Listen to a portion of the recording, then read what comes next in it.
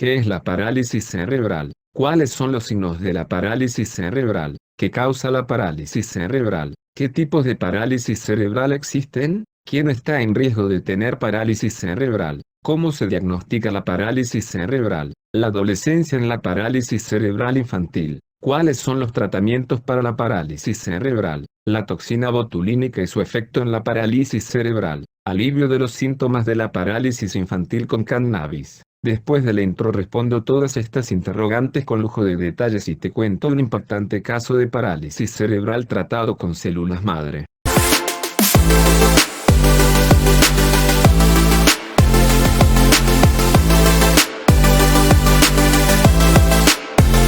Hola, soy Federico Bonilla y te doy la bienvenida a mi canal. En esta oportunidad te voy a contar todo sobre la parálisis cerebral infantil, todo lo que quieres saber y pocos te cuentan. Sin más preámbulos, empecemos. ¿Qué es la parálisis cerebral? La parálisis cerebral es un grupo de trastornos que causan problemas del movimiento, el equilibrio y la postura. Afecta la corteza motora del cerebro, la parte de este órgano que dirige el movimiento muscular. De hecho, la segunda parte del nombre de esta afección, parálisis, significa debilidad o problemas para usar los músculos, mientras que la segunda, cerebral, significa que tiene que ver con el cerebro. ¿Cuáles son los signos de la parálisis cerebral? Hay muchos tipos y niveles diferentes de discapacidad por parálisis cerebral. Por ello, los signos pueden ser diferentes en cada niño. Los signos suelen aparecer en los primeros meses de vida, pero, en ocasiones, se puede demorar obtener un diagnóstico hasta después de los 2 años. A menudo,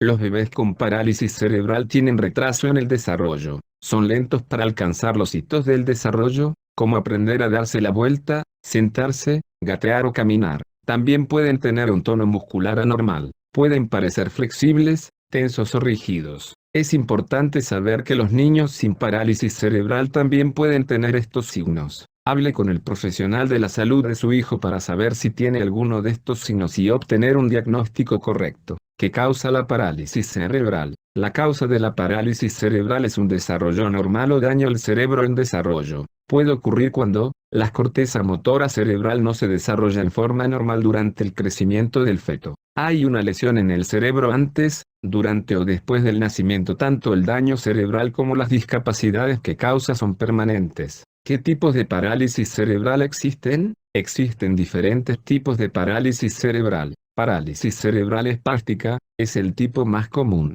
Provoca un aumento del tono muscular, rigidez de los músculos y dificultad con los movimientos. A veces, solo afecta a una parte del cuerpo. En otros casos, puede afectar tanto los brazos como las piernas, el tronco y la cara. Parálisis cerebral discinética causa problemas para controlar el movimiento de manos, brazos, pies y piernas. Esto puede dificultar estar sentado y caminar. Parálisis cerebral atáxico causa problemas de equilibrio y coordinación. Parálisis cerebral mixta significa que tiene síntomas de más de un tipo. ¿Quién está en riesgo de tener parálisis cerebral? La parálisis cerebral es más común en los niños que en las niñas. Afecta a los niños afroamericanos con más frecuencia que a los blancos. Ciertas afecciones o eventos médicos que pueden ocurrir durante el embarazo y el parto que pueden aumentar el riesgo de que un bebé nazca con parálisis cerebral, incluyendo nacer demasiado pequeño, nacer demasiado temprano, ser gemelo u otro tipo de nacimiento múltiple, ser concebido mediante fertilización in vitro u otra tecnología de reproducción asistida,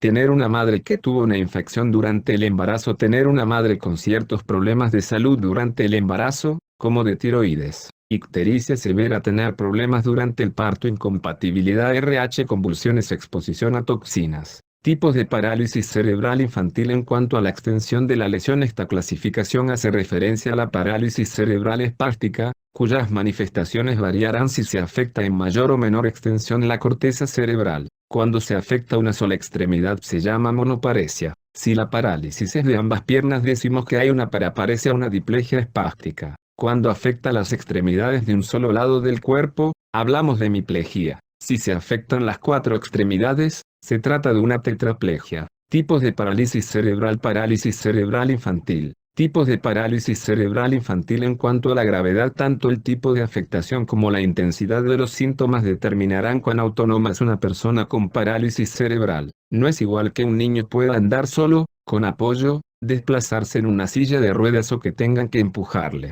Tampoco es lo mismo que pueda hablar o comunicarse con gestos, paneles de comunicación o herramientas electrónicas. Lo mismo sucede con la alimentación y la higiene. Lo importante es su grado de autonomía, lo de menos si los movimientos que hace son más o menos armoniosos, más o menos precisos. Clasificación gravedad parálisis cerebral. Podemos usar escalas para valorar el grado de autonomía de cada niño. Algunas escalas son descriptivas y comparan la funcionalidad del niño con la esperada para su edad. Otras evalúan los cambios en el tiempo teniendo en cuenta el crecimiento y el tratamiento que recibe. La aplicación de estas escalas requiere entrenamiento previo que cuesta tiempo y dinero. También es costoso pasarlas en consulta ya que algunas pueden llevar más de una hora. En general este tipo de escalas tienen más interés para la investigación que para el propio paciente y aunque pueden ser útiles al inicio de la práctica clínica, la verdad es que aportan poco el médico con experiencia. En mi opinión lo más práctico es una clasificación rápida que tenga en cuenta cuáles son las limitaciones funcionales para cada paciente y en qué circunstancias necesita ayuda y apoyos.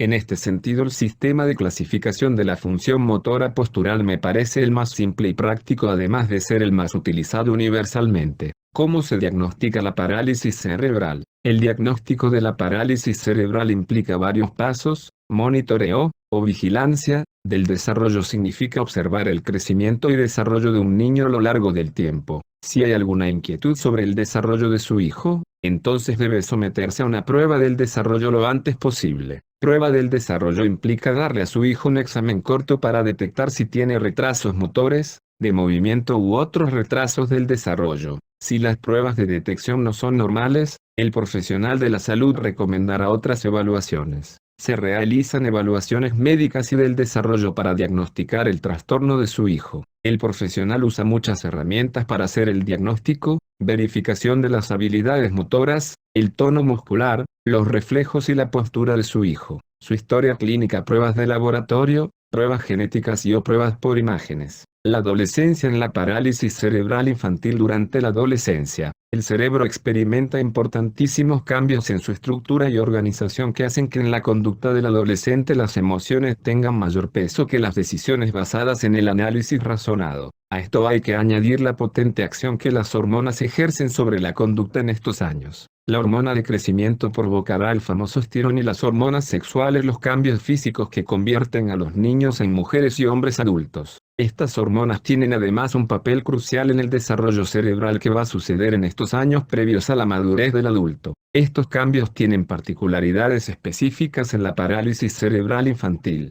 A lo largo de la infancia se ha ido trabajando y mejorando el control postural y la elasticidad muscular. Sesiones de fisioterapia, deportes adaptados, medicaciones, esfuerzo familiar y personal que se ha dirigido a conseguir una mejor movilidad y autonomía, y a evitar complicaciones como contracturas y posturas dolorosas. El crecimiento rápido que aparece en la adolescencia altera de pronto el equilibrio logrado con tanto esfuerzo, y pueden aparecer complicaciones osteoarticulares que deben recibir un tratamiento específico. Es importante anticiparse en la medida de lo posible a la aparición de estas complicaciones para minimizar su impacto negativo. Si estos cambios de la adolescencia causan a menudo confusión en los niños sin dificultades, en aquellos con discapacidad es aún más fácil que puedan aparecer problemas emocionales, de adaptación social y de inseguridad y autoestima que merecen aún mayor atención que los problemas meramente físicos. La integración social en comparación con los adolescentes que no tienen discapacidad. Los chicos con parálisis cerebral infantil están menos tiempo con sus amigos, tienen menor autonomía y participan menos en las decisiones de la vida diaria. Parece lógico pensar que, a mayor discapacidad física e intelectual, mayor la desventaja para participar en actividades de ocio y sociales. La parálisis cerebral, y aunque la sociedad tiene sobre la parálisis cerebral infantil, es decisiva en el grado de participación en actividades culturales, sociales y deportivas de estos chicos. En los países en los que el deporte se vive, y se educa, como una actividad de cohesión social, como Dinamarca, Irlanda o Inglaterra, el grado de participación de personas con discapacidad en actividades deportivas no difiere en exceso de la de las personas sin limitaciones. El deporte y los videojuegos son dos actividades que enganchan a los adolescentes de todas las condiciones. Las limitaciones físicas dificultan la participación en actividades deportivas y, en los casos más graves, estas limitaciones físicas dificultan también la comunicación y con ello los aprendizajes cognitivos. Por eso actividades como el uso de videojuegos pueden resultar una buena herramienta inclusiva, especialmente si se trata de juegos con varios jugadores, online o en presencia física. Es interesante descubrir que hay empresas de diseño de videojuegos que se han propuesto mejorar la participación de adolescentes con parálisis cerebral infantil. Por ahora, que yo sepa, solo existe Arcade Land. La gracia de este videojuego es que está pensado para niños con discapacidad física e intelectual, pero no es exclusivo para ellos, sino que está adaptado, lo que permite compartir el juego con jugadores sin discapacidad. Esto sí es inclusión. En mi opinión, los videojuegos dosificados pueden ser una herramienta educativa interesante. Bien utilizados favorecen la actividad física, permiten la interacción social fomentando el desarrollo de habilidades colaborativas y competitivas, mejoran la autonomía en la toma de decisiones y pueden ser de gran ayuda para trabajar la autoestima. El uso de Internet, la creación de blogs, las redes sociales, todo esto forma parte del mundo de los adolescentes y Mario, un chico con parálisis cerebral infantil, nos cuenta sus inquietudes en su blog Mario y el Mundo, parecidas a las de sus compañeros, ¿verdad? Autonomía personal. La autonomía personal es fundamental para la vida adulta. Las personas con parálisis cerebral infantil es posible que no alcancen la autonomía plena debido a las limitaciones de su actividad física. Pero eso no debe ser impedimento para fomentar la toma de decisiones en la medida de lo posible. Es importante que los adolescentes con parálisis cerebral infantil puedan decidir con quién quieren pasar sus ratos, cómo planificar su día, cómo gastar su dinero, cómo usar las redes sociales. La adolescencia es la época en la que debemos aprender a tomar buenas decisiones, pero sin error no hay aprendizaje posible. En el cerebro adolescente se produce la destrucción de determinados circuitos que se habían establecido para pasar una feliz infancia, pero que ahora se destruyen para formar sus propios circuitos de las decisiones, personalizados y únicos. Aunque necesitan de la comprensiva supervisión de sus padres, que deben enseñarles a decidir lo mejor posible, las decisiones deben ser suyas. La sobreprotección dificulta la madurez y delega la toma de decisiones, disminuyendo la seguridad en uno mismo y la autonomía personal. Todos los adolescentes, con o sin discapacidad, deben participar, en la medida de sus capacidades, en las decisiones que afectan a su futuro personal. También hay que incluirlos en las responsabilidades domésticas que puedan llevar a cabo. Si la familia no confía en sus capacidades para completar tareas en casa, ¿cómo conseguirán que los demás los incluyan en sus actividades? Todos los adolescentes escaquean de sus tareas domésticas. Si dejamos que la parálisis cerebral infantil sea una excusa, estamos sobreprotegiendo al niño y siendo injustos con sus hermanos. Necesitamos además una educación inclusiva para todos. Nuestra sociedad es rica, cada vez más multicultural y diversa. Si no educamos a nuestros niños y jóvenes sobre lo que aporta la diversidad y de cómo se descubre nuestra propia humanidad a través de ella, no podremos ser una sociedad feliz y plena que consiga avanzar y hacer prevalecer la idea de que cada ser humano es único,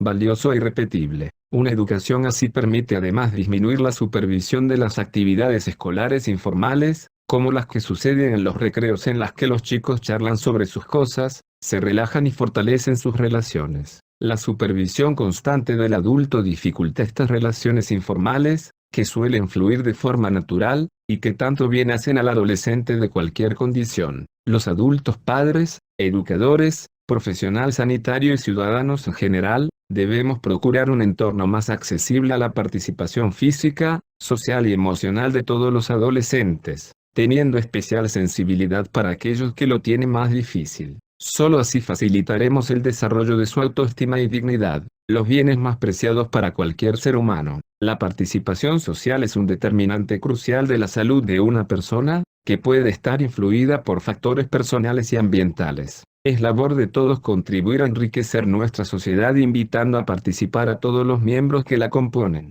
¿Cuáles son los tratamientos para la parálisis cerebral? No existe una cura para la parálisis cerebral, pero el tratamiento puede mejorar la vida de quienes la padecen. Es importante comenzar un programa de tratamiento lo antes posible. Un equipo de profesionales de la salud trabajará con usted y su hijo para desarrollar un plan de tratamiento. Los tratamientos comunes incluyen medicamentos, cirugía, aparatos para movilidad asistida, terapia física, ocupacional, recreativa y del habla. La toxina botulínica la produce la bacteria Clostridium botulinum. Es una neurotoxina muy potente que causa el botulismo, enfermedad que ocasiona una parálisis muscular progresiva y es mortal cuando afecta los músculos respiratorios. Actúa impidiendo que el nervio transmita la orden de contraerse al músculo y precisamente en este mecanismo reside su interés terapéutico. La toxina produce una denervación, desconexión entre el nervio y el músculo, química transitoria sin lesión física en las estructuras nerviosas.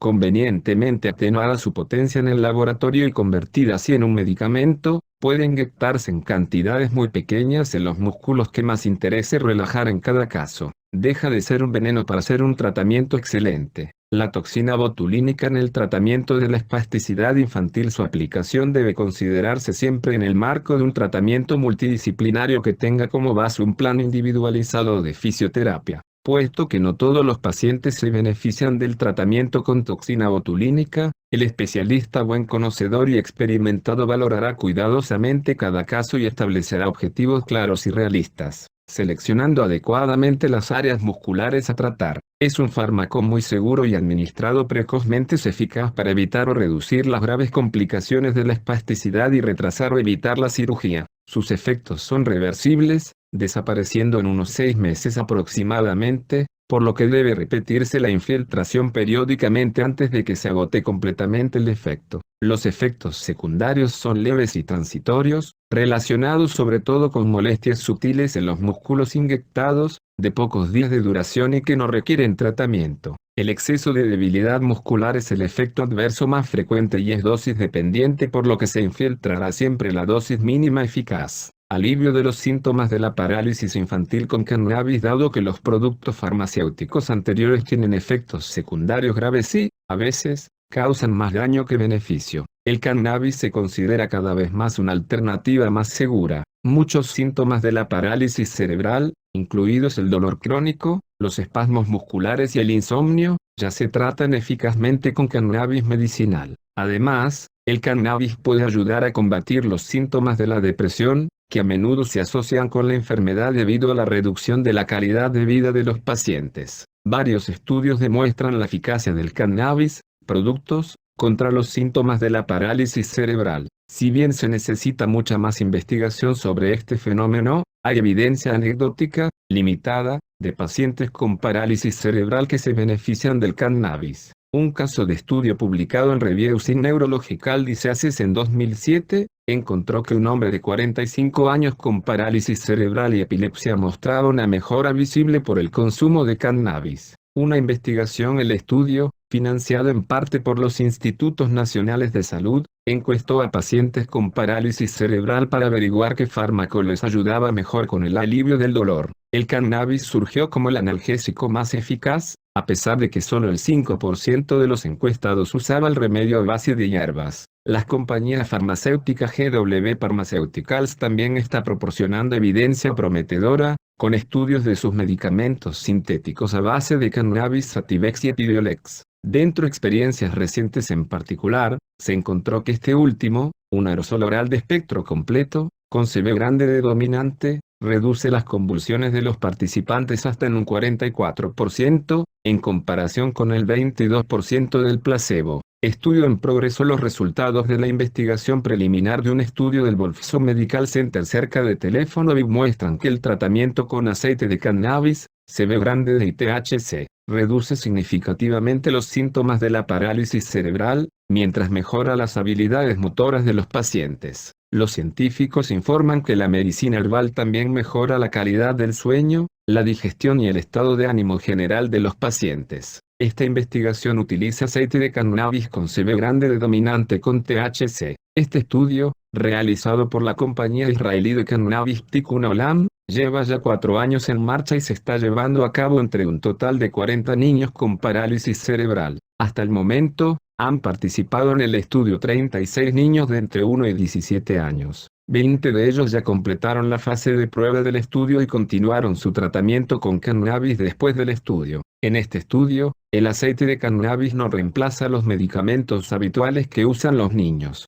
El tratamiento con cannabis es un buen complemento y hasta ahora parece seguro y libre de efectos secundarios, dijo Bartlett Schneider, director de investigación de Tikkun Olam. Pero no podemos usarlo como único tratamiento. Ahora tenemos que encontrar la forma más eficaz de administrar el tratamiento con cannabis. Parálisis cerebral tratada con células madre. Un caso impactante. La Universidad Alemana de Bochum llevó a cabo en 2009 el primer trasplante autólogo de células madre de sangre de cordón umbilical en un niño de 2 años con parálisis cerebral y en estado vegetativo persistente tras sufrir un paro cardíaco, con reanimación de 25 minutos, causando graves daños cerebrales. 5 años después, la regeneración funcional neurológica del paciente ha sido progresiva y notable. La transfusión de sangre de su cordón umbilical, almacenada a su nacimiento en el banco de Secubita, Vita 34, se realizó a las 9 semanas de sufrir el paro cardíaco, por vía intravenosa, con posterior rehabilitación activa, fisiológica y ergoterapia, diaria y seguimiento a los 2, 5, 12, 24, 30 y 40 meses. Este caso médico demuestra que existe evidencia experimental para apoyar la opinión de que la regeneración neurológica funcional observada puede deberse en parte a los efectos terapéuticos de las células de sangre de cordón. Analizando el caso en su conjunto, se puede afirmar que el trasplante autólogo de células de sangre de cordón puede haber contribuido a la notable mejoría de la neuroregeneración funcional del paciente. De ser así, estaríamos ante un caso de éxito de terapia celular de parálisis cerebral infantil, una enfermedad que en la actualidad no tiene cura. Un tratamiento experimental con anterioridad. La evidencia experimental había demostrado que el trasplante sistémico de las células mononucleares de sangre de cordón humano impide el desarrollo de la paraparesia espástica en un modelo de isquemia perinatal en roedores. En este modelo de hipoxia e isquemia cerebral perinatal, las células mononucleares derivadas de sangre del cordón umbilical humana muestran una dirección guiada altamente específica, conduciéndose en gran número a la región lesionada del cerebro dentro de las 24 horas del trasplante por vía intraperitoneal. Este proceso quimiotáctico está mediado en parte por el factor derivado del estroma, SDF-1, una quimiosina que se libera en el cerebro lesionado, y las células de sangre de cordón umbilical humanas trasplantadas que expresan el receptor CXCR4-SDF1 en el sitio lesionado. Llegó el día del trasplante. Estos efectos terapéuticos prometedores llevaron al Departamento de Obstetricia y Ginecología de la Universidad de Bochum a realizar este trasplante autólogo de células mononucleares de sangre de cordón umbilical en el niño con parálisis cerebral severa. Ante la desesperada situación, los padres contactaron con el equipo médico de los profesores Jensen y Amelman para preguntar por el tratamiento con la sangre de cordón umbilical de su hijo, que conservaban desde su nacimiento en el banco de Secubita. A las 9 semanas de sufrir el paro cardíaco, y gracias a la calidad de la sangre avalada por pruebas realizadas antes y después de la conservación y a la completa documentación médica, se realizó el trasplante autólogo de la sangre de cordón umbilical por vía intravenosa. Dada la duración de la reanimación, 25 minutos, y la gravedad de la lesión cerebral, las posibilidades de supervivencia eran de un 6%, escala de coma de Glasgow 4. Y todo cambio para este niño tras el trasplante autólogo de sangre de cordón. Hubo cambios notables en el desarrollo psicomotor. A la semana había desaparecido el llanto y el paciente respondía a estímulos acústicos, y a las 4 la espasticidad se había reducido ligeramente. 2 meses después, el control motriz de la cabeza del paciente había mejorado, la paraparesia espástica se había reducido y había recuperado parte de la vista. El paciente podía coger, sujetar, morder, masticar y tragar una galleta. Sonreía y pronunciaba palabras como mamá. A la alta médica, la medición de la función motora, GMFM, había mejorado notablemente de un 0% a un 23% y la escala de remisión de coma de 22-24 era de 8. Neurológicamente, el paciente mostraba una tetraparesia con énfasis en las piernas, pudiendo sentarse en una silla de rehabilitación y realizar contacto mano-boca. A pesar de esta gran mejoría, el paciente todavía presentaba un síndrome neurológico residual severo. Más y más mejoras 5 meses después del trasplante, el electroencefalograma era normal. El paciente presentaba un breve contacto ocular y fijación. Jugaba y reconocía partes del cuerpo y su competencia receptiva era mucho mejor que la competencia expresiva. Un año después, la interacción social del paciente, La cognición, la identificación de los animales y el control de la motricidad de las manos ha mejorado notablemente.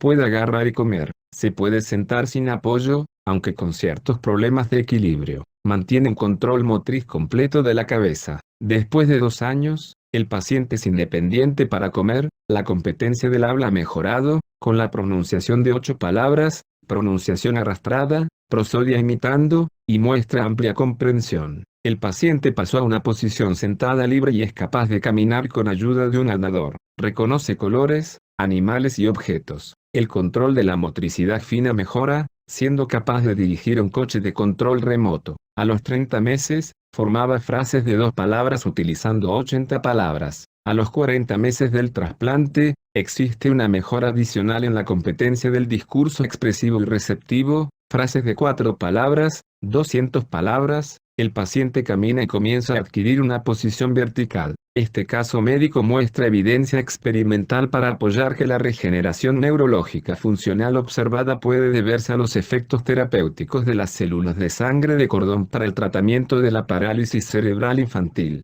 Espero que les haya servido toda la información que les traje en este video. Si es así, comparte este video, comenta para que todos nos ayudemos. Ayuda a que YouTube recomiende este video dando un lindo me gusta y suscribiéndote. Es totalmente gratis y ayudas a que más personas tengan la mejor información. Hasta la próxima. Siempre listo para servir.